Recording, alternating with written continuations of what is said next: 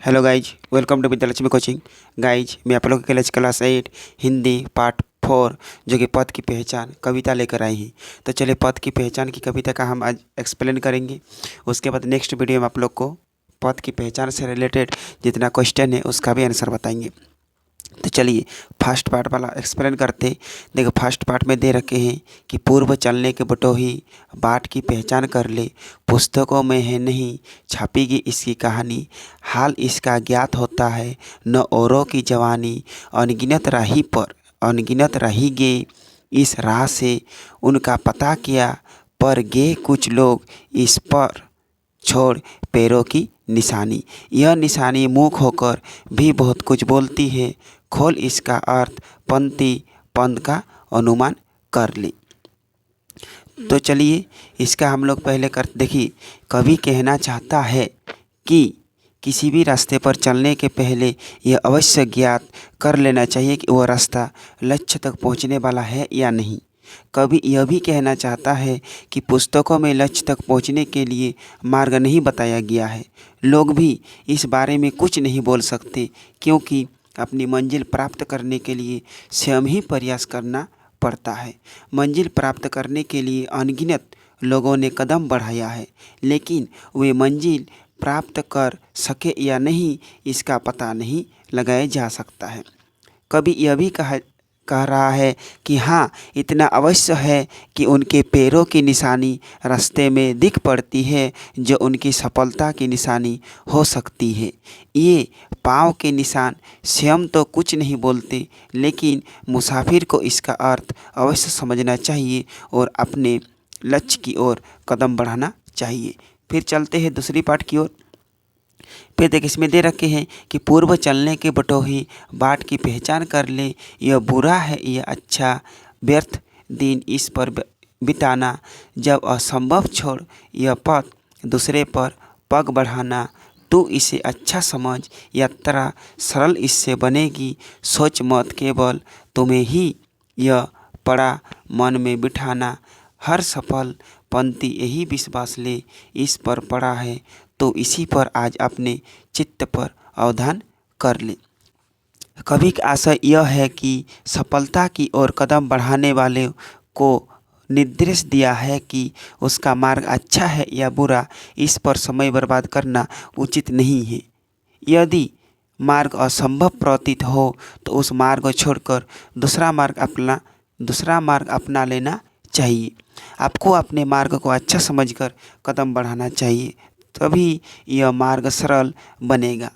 अगर यह न समझे, ऐसा सिर्फ आप ही कर रहे हैं, अपितु हर सफल मुसाफिर ने इसी विश्वास के साथ मार्ग तय किया है। इसलिए आप स्वयं पर विश्वास रखकर लक्ष्य की ओर कदम बढ़ाइए। चलिए फिर हम लोग देखते हैं नेक्स्ट। देखिए नेक्स्ट दे रखे हैं कि पूर्व चलने के बटोही बाट की पहचान कर ले, है अनिश्चित किस जगह पर शरीर गिरी गहवर मिलेंगे, है अनिश्चित किस जगह पर बाग वन सुंदर मिलेंगे, किस जगह यात्रा खत्म हो जाएगी यह भी अनिश्चित है, अनिश्चित कब सुमन कब कंटकों के सर मिलेंगे, कौन सहसा छूट जाएंगे, मिलेंगे कौन सहसा आ पड़े कुछ भी रुकेगा, तू न ऐसी आन कर ले। कवि का आशय यह है कि मंजिल की ओर कदम बढ़ाने वाले मुसाफिर को यह नहीं पता होता कि मार्ग में किस स्थान पर नदी पहाड़ अथवा गड्ढे मिलेंगे। यह भी पता नहीं होता कि किस स्थान पर मनमोहक बाग बगीचे वन आदि मिलेंगे, किस स्थान पर फूल अथवा कांटे मिलेंगे, और पता नहीं कब उसकी यात्रा खत्म हो जाएगी। कोई सफ़र के दौरान अचानक छूट भी सकता है और कोई मिल भी सकता है। इसीलिए मुसाफिर तो मन में ठान ले कि चाहे कैसे भी परिस्थिति आ जाए मार्ग में नहीं रुकेंगे। चलिए फिर नेक्स्ट हम लोग पाठ देखते हैं।